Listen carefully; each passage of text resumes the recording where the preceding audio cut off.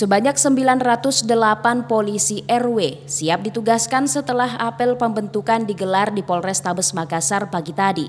Apel tersebut dipimpin langsung oleh Karobimas Polda Sulawesi Selatan.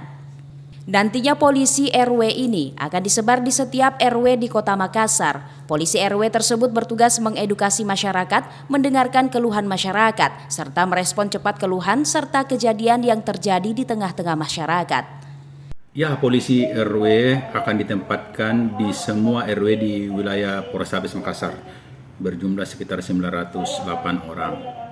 Itu akan ditempatkan atau bertugas di setiap RW di Kota Makassar dengan tujuan untuk mendengarkan keluhan, menerima masukan, atau mengarahkan masyarakat berkaitan dengan hal-hal Kamtibmas. Misalnya memudahkan masyarakat untuk melaporkan kejadian kemudiannya. Dalam hal ini ya sebagai konsultan.